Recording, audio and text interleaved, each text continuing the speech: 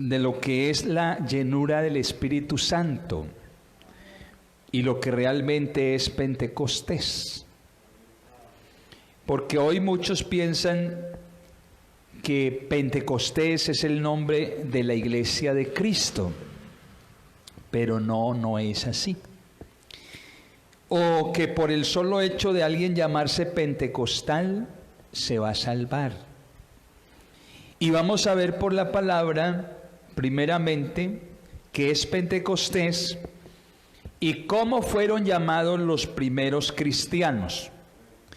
Porque tristemente hoy en día a los cristianos se les llama de muchas maneras. Que bautistas, metodistas, pentecostales, luteranos, bueno, hay una infinidad de títulos, de denominaciones, organizaciones, y piensan que por tener una denominación o pertenecer a cierto concilio, uno ya es cristiano. Pero no siempre es así. ¿Estamos de acuerdo o no? En la iglesia, yo hago una pregunta, ¿es la iglesia pentecostal solamente la iglesia del Señor Jesús? ¿Qué dicen ustedes? Yo pensaría en esta mañana que nosotros somos parte de la iglesia. Bueno, hablando Iglesia Pentecostal Unida de Colombia como organización, somos parte de la iglesia. ¿Y solo los pentecostales reciben el Espíritu Santo? ¿Había gente llena del Espíritu Santo antes de los pentecostales? Amén. Muy bien, claro que sí. Aquí dice la Biblia, cuando llegó el día de Pentecostés. ¿Cuándo llegó qué? Aquí no habla del nombre de una denominación o del nombre de una iglesia o de un concilio. Aquí habla de un día. Cuando llegó el día de Pentecostés. Era una fiesta que celebraban el pueblo de Israel, ¿verdad? Pentecostés era una fiesta israelita. ¿Estamos de acuerdo? Y esa fiesta se celebraba en el mes de junio, a mitad de año. Y se le conocía como la fiesta. Voy a leer la Biblia un momento para que miremos qué es Pentecostés. Capítulo 23 de Éxodo, el versículo 16. Éxodo 23, 16. También la fiesta de la siega, los primeros frutos de tus labores que hubieres sembrado en el campo, y la fiesta de la cosecha a la salida del año, cuando hayas recogido los frutos de tus labores del campo. Amén. Era la cosecha de las primicias, los primeros frutos. También se le conocía como la fiesta de las semanas. Éxodo 34, pasemos al capítulo 34, versículo 22. También celebrarán la fiesta de las semanas, la de las primicias, vuelve y dice aquí, de la siega del trigo y la fiesta de la cosecha a la salida del año. Amén. Se le conocía entonces también como la fiesta de las semanas. Y también como el día de las primicias, Números 28, 26. Números, libro de Números, capítulo 28, versículo 26. ¿Qué dice? Además, el día de las primicias, cuando presentéis ofrenda nueva a Jehová, en vuestras semanas tendréis santa convocación, ninguna obra de siervos haréis. Gloria al Señor. Amén. Los judíos posteriormente entonces la llamaron asamblea solemne. Era una convocatoria, era una invitación a una asamblea, una fiesta. Le llamaron ellos asamblea solemne o fiesta del cierre. Gloria a Dios, gloria al Señor. Pues Pentecostés era la fiesta de clausura de la cosecha y de la temporada pascual. Ahí terminaba prácticamente un año de celebración y el cierre era la fiesta o el día de Pentecostés. ¿Ya estamos un poquito ahí claritos o qué? ¿Cómo estamos? Es importante, hermano, recordar esto, que tres de las grandes fiestas instituidas por Dios al pueblo judío requerían, demandaban que el pueblo de Israel se reuniera en el templo en Jerusalén. Escúcheme. Dios había instituido tres grandes fiestas. Y para esas tres grandes fiestas, Dios demandaba que el pueblo judío se reunieran en el templo. Oh, pero ¿cómo va a caber toda la gente en el templo? No caben, claro que no. Porque habían tres compartimientos especiales en el templo o en el tabernáculo. El atrio exterior, ¿cierto? El atrio interior, que está compuesto de dos partes, o la parte interior, que es el lugar santísimo y el lugar santo. En esas tres partes el pueblo se reunía para celebrar esas tres grandes fiestas. De ahí la importancia para nosotros en este tiempo como iglesia, ya no como pueblo judío, porque es que hay gente que dice, nosotros somos los judíos espirituales. No, nosotros ya no somos, y hay quienes por ahí, hay una doctrina y una denominación mesiánica que están en todos los países del mundo reclutando gente e investigándole la historia, el pasado a las personas, que por el apellido usted es descendiente de un judío y que yo no sé qué, yo no sé cuánta, y entonces ya se hacen crecer la barba, el pelo, se ponen túnicas y se hacen creer que son también judíos, mesiánicos. Pero nosotros no somos judíos. Si por aquí en esta mañana hay algún descendiente de judío, pues gloria a Dios, pero yo digo que la mayoría estamos aquí, somos, y mucho nos llega mestizos.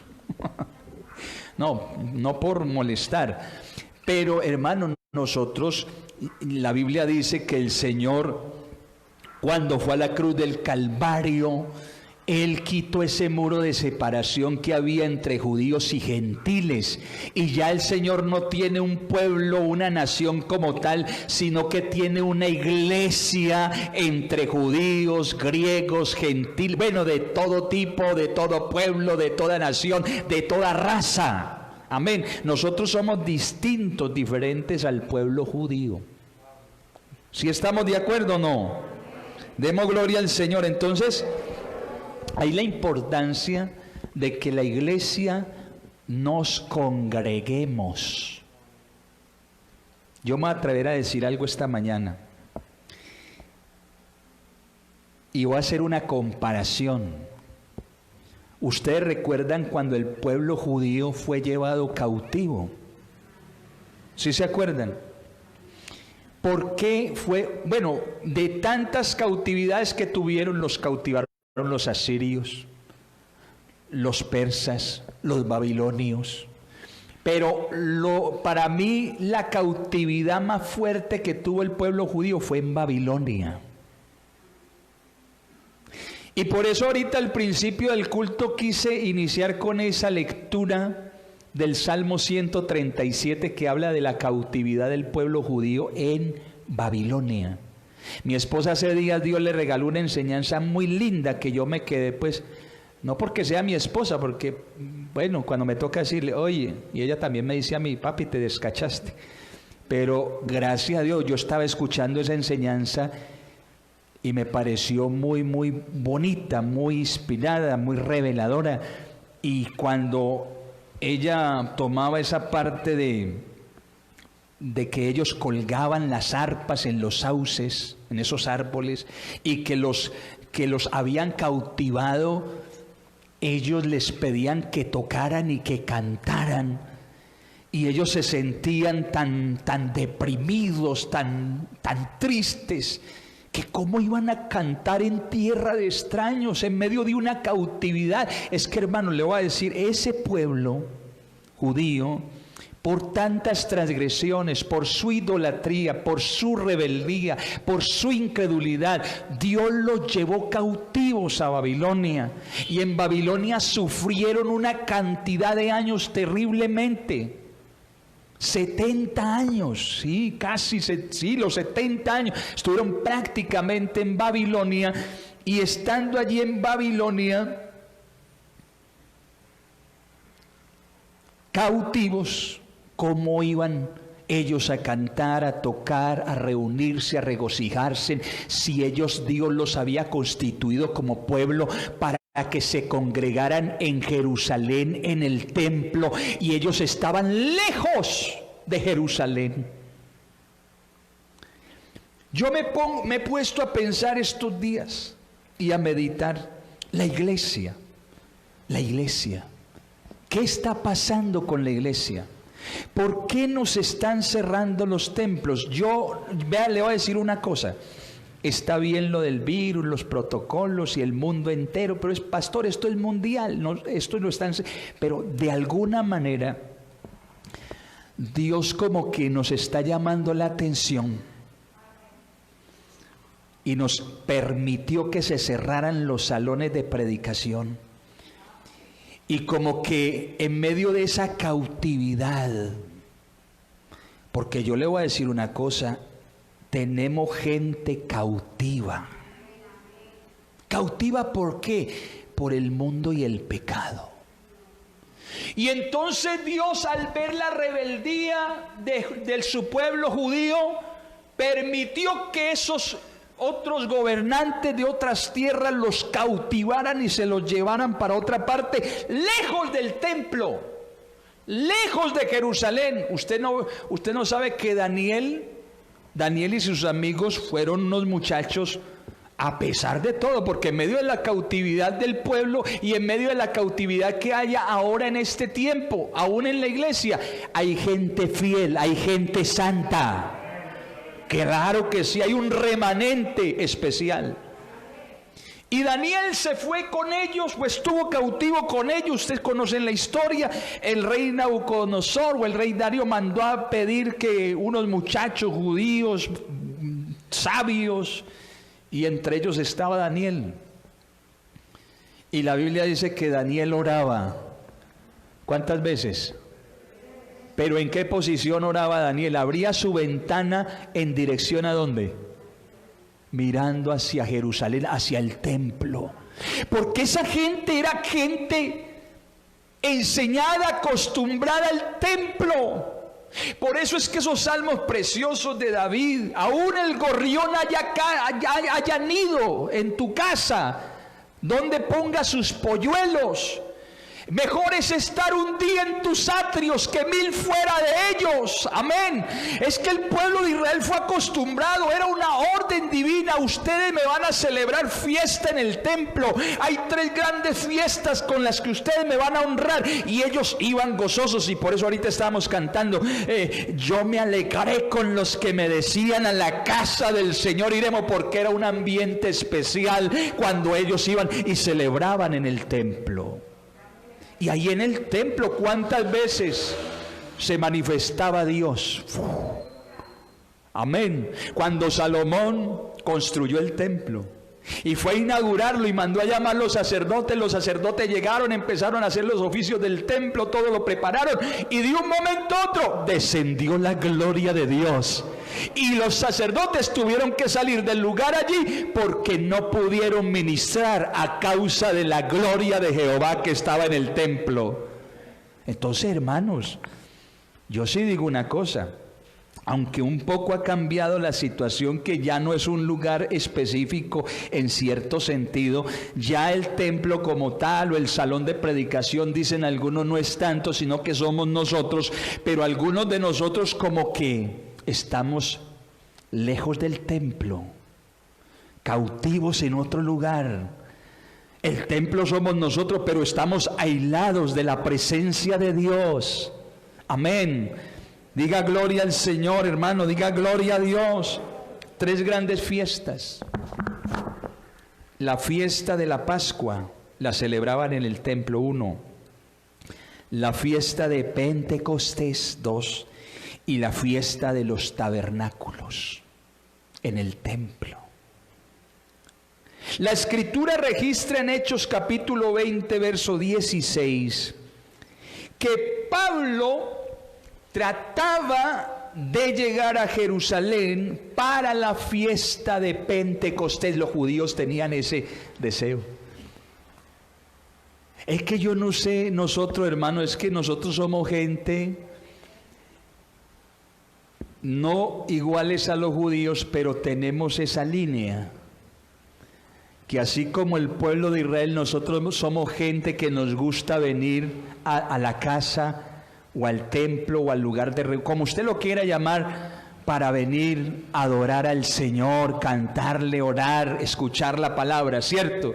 Pero yo no entiendo cómo hay gente que dice, no, a mí eso no me hace falta. No, uno no necesita ir a un culto, uno no necesita estar en un templo. Nosotros somos gente que tenemos esa línea trazada por Dios. Por eso es que Pablo decía, no dejando de qué, de congregarnos, como algunos lo tienen por costumbre. Pentecostés nos habla del nacimiento de Israel como una nación, así como el nacimiento de la iglesia a través del Espíritu Santo. Escúcheme, esto es algo bien cronológica y sistemáticamente organizado por Dios. Así como Dios prácticamente a Israel la fundó y ya como nación nació, la iglesia de Cristo también nació un día de Pentecostés. La orden del Señor era traer 2 panes con levadura. Proyécteme ahí, hermano Felipe, por favor, Levítico capítulo 23, verso 17. La orden de Dios era traer 2 panes cocidos con levadura para presentar al Señor. ¿Qué dice ahí? Alguien que lo lea fuerte. ¿Ya está ahí? Léalo.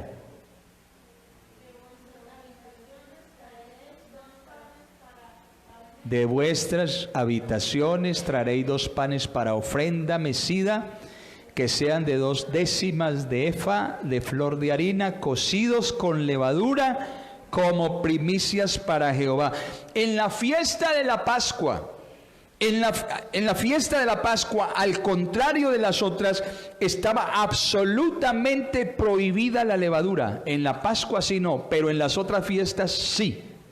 Y usted dirá, ¿por qué sí en la fiesta de Pentecostés sí se debía de traer panes con levadura, pero en la Pascua no? Sabemos por la palabra de Dios que la levadura es símbolo de ¿qué? No van a decir que no saben. La levadura espiritualmente es símbolo de ¿qué? No le dé miedo, dígalo. Del pecado, claro. La levadura es tipo o símbolo del pecado. Pero aquí en esta fiesta de Pentecostés, el Señor mandaba traer 2 panes con levadura. Y uno, pero piensa, ¿y por qué la Pascua y los panes sin levadura? En la Pascua mejor. Esto significa y nos habla de la muerte y sepultura de Jesús que no tenía pecado. La Pascua. La Pascua es panes sin o con, sin levadura. Y Pentecostés son panes sin o con levadura. Con levadura. En Pentecostés la ofrenda era traer 2 panes con levadura. ¿Por qué? Esos 2 panes en Pentecostés simbolizan a Israel y la iglesia. Escuchen. Israel y la iglesia fueron injertados por el sacrificio de Cristo al buen olivo. Ambos pueblos con pecado. ¿Estamos de acuerdo? Con levadura. Por eso el Señor decía que en Pentecostés trajeran 2 panes con levadura. Escogidos por Dios, Israel y la iglesia, y redimidos por la sangre del Cordero. Y de acuerdo al verso 20 de Levítico 23, capítulo 23 de Levítico, verso 20, aunque tenían levadura, capítulo 23, verso 20, ¿qué dice? Y el sacerdote los presentará como ofrenda mecida delante de Jehová con el pan de las primicias, y los 2 corderos serán cosa sagrada a Jehová para el sacerdote. Aunque tenían levadura, los panes eran aceptados como cosa sagrada, como santos para Jehová, tanto Israel como la iglesia. Y estamos hablando de la iglesia, porque por ahí dice un texto Pablo hablando, no todo el que desciende de Jerusalén es israelita, dando a entender que no se contará por pueblo de Dios, sino aquellos que son o que hacen la voluntad de Dios. Amén. Entonces ahí tenemos 2 símbolos de 2 pueblos, Israel y la iglesia, que son consagrados, santos para nuestro Dios. ¿Sí estamos entendiendo o no? ¿Está de acuerdo?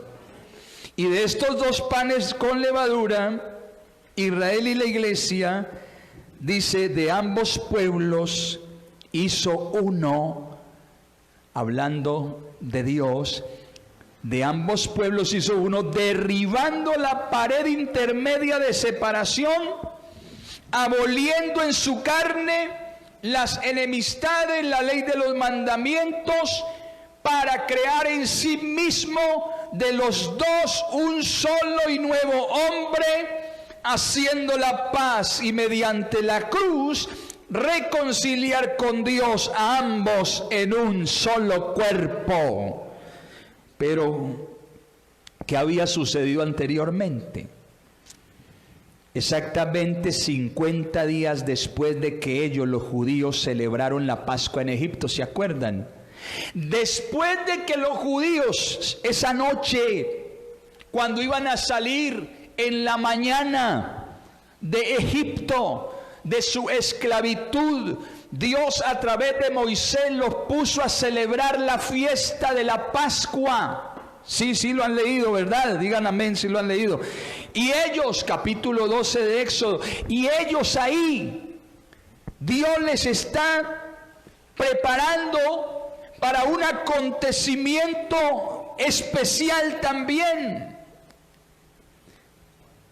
Después de que celebraron la Pascua en Egipto, y ellos salen en la mañana de Egipto, llegaron al desierto del Sinaí y acamparon frente al monte.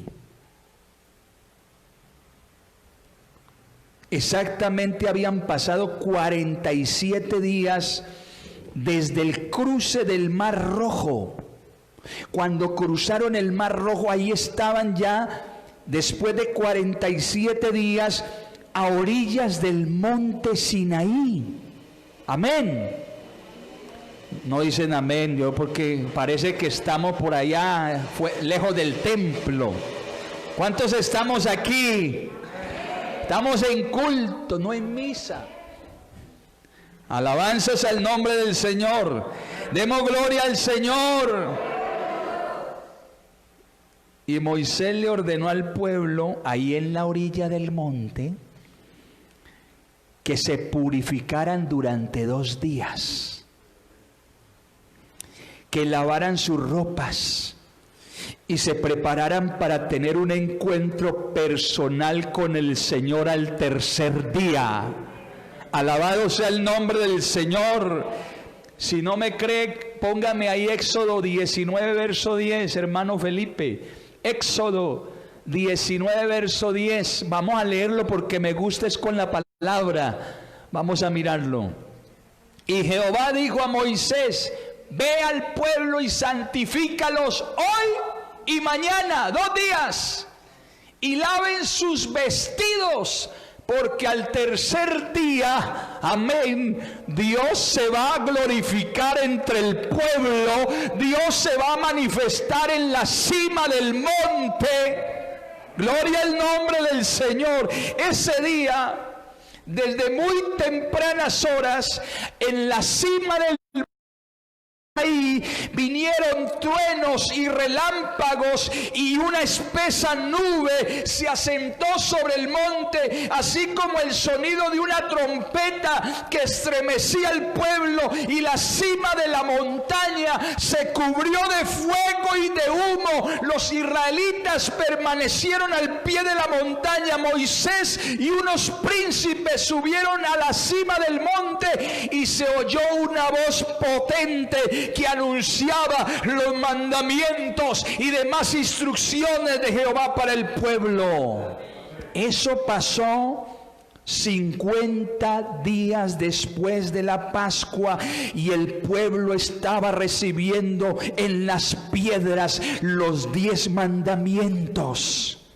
En el Sinaí, especialmente en este evento de la entrega de la ley, cuando aparece por primera vez, es cuando aparece por primera vez en la palabra de Dios la palabra Kahal, K-A-H-A-L, Kahal, que significa día de la asamblea. En griego significa eclesia, eclesia, gloria al Señor, que significa a su vez iglesia.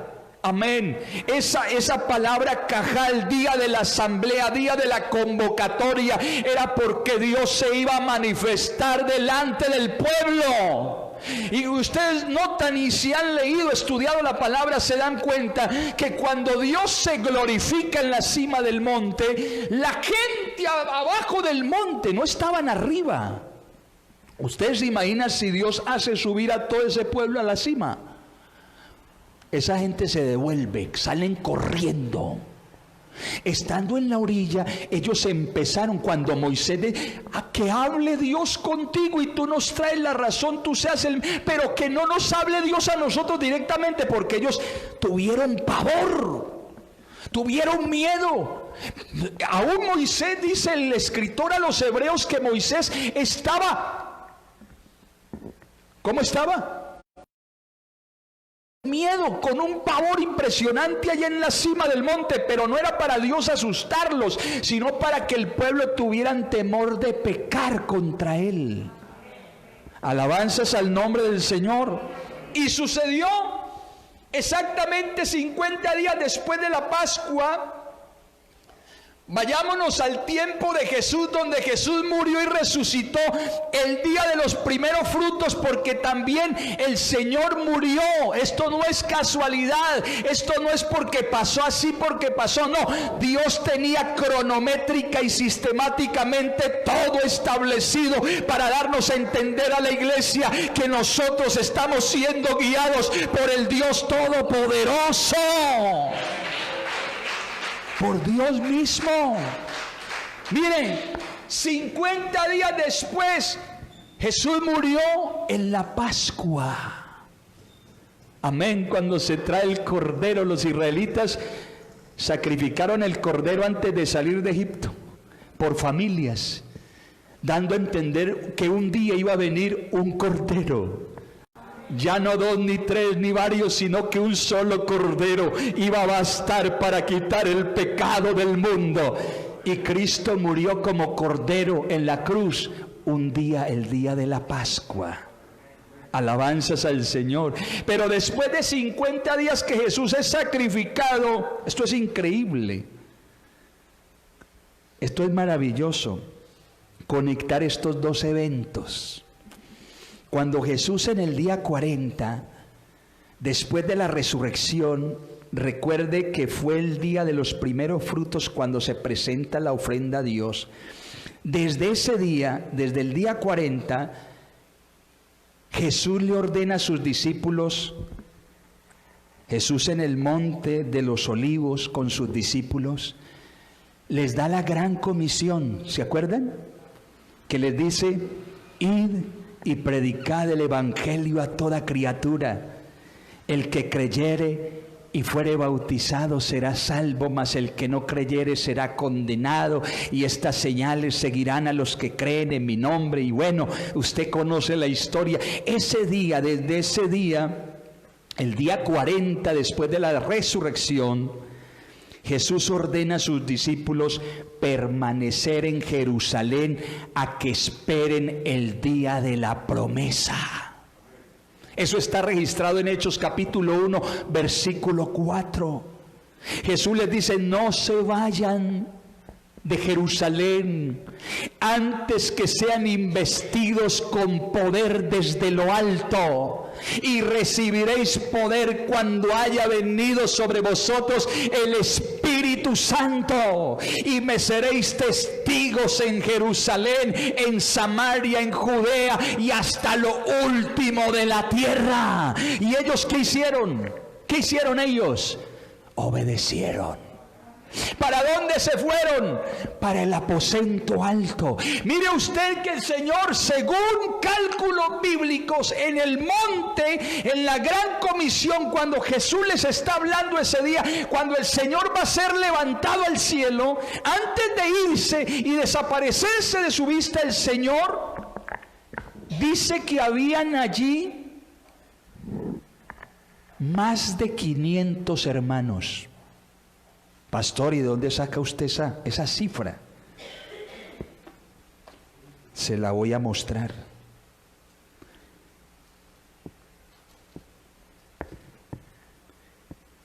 Primera a los Corintios, capítulo 15, verso 6. Ahí en la cima del monte Sinaí, perdón, en el monte Los Olivos, estoy hablando de Jesús. Antes de ascender al cielo, después apareció a más de 500 hermanos a la vez. Dice que no hay, porque es que ¿cuántos se reunieron en el aposento alto? ¿Cuántos fueron? ¿Cuántos? Ustedes no saben. Bueno, pero hablen. Ustedes sí saben. 120. En el aposento alto. Y yo pregunto, ¿y dónde estaban los 380 restantes, por lo menos?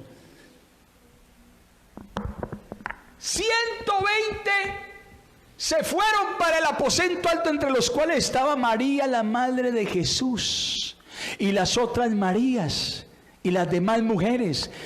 Ellos obedecieron, esos 120, y Hechos de los Apóstoles, capítulo 1, verso 4, usted lo lee. Estando juntos les mandó que no se fueran de Jerusalén, sino que esperaran la promesa del Padre, la cual les dijo, oísteis de mí. Y entonces luego Jesús es levantado al cielo.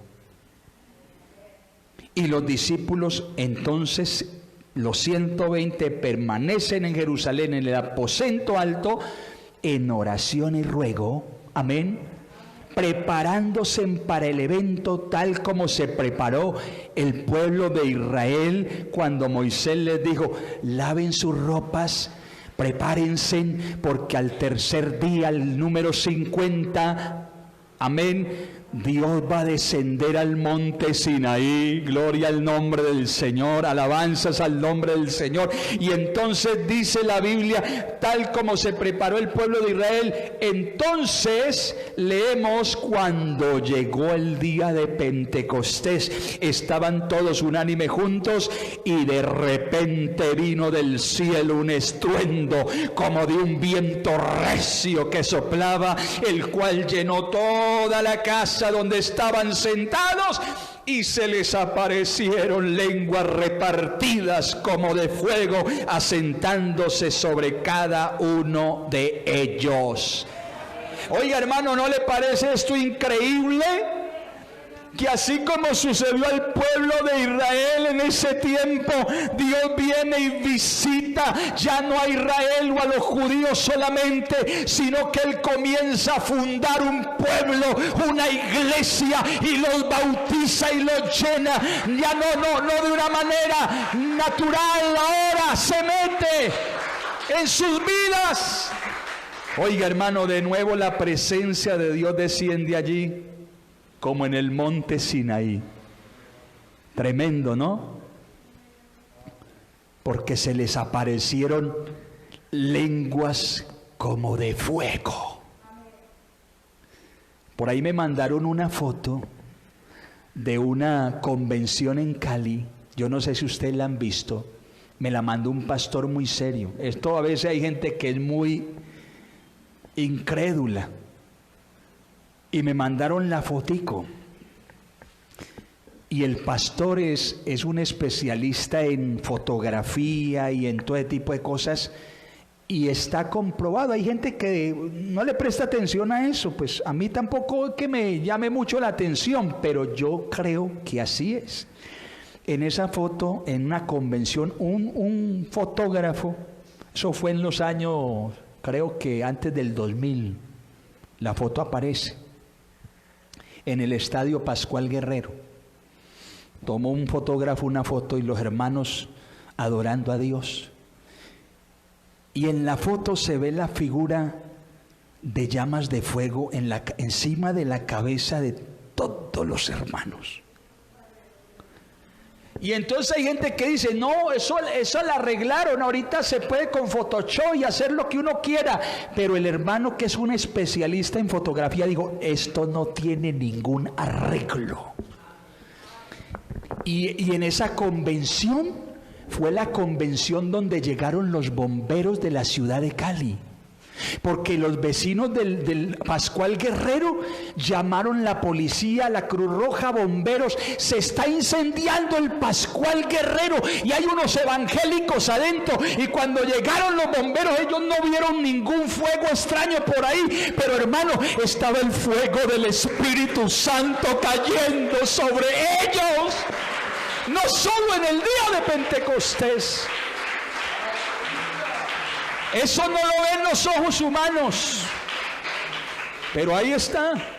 Oiga, yo me quedé inquieto, y yo digo, eso fue así. Eso pasó en el Pascual Guerrero, creo que fue en el año 98, esa foto. Y en ese evento sucedieron cosas extraordinarias. Hermanos, no podemos dejar apagar esto. No podemos dejar que esto que Dios nos ha dado se nos vaya.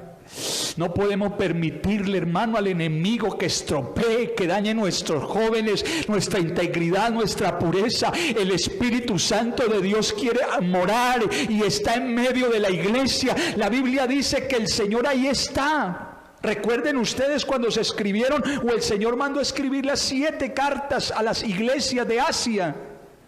El Señor siempre, o al principio cuando se le manifestó a Juan, le dijo, yo soy el alfa y el omega, el primero y el último. Escribe esto a las iglesias.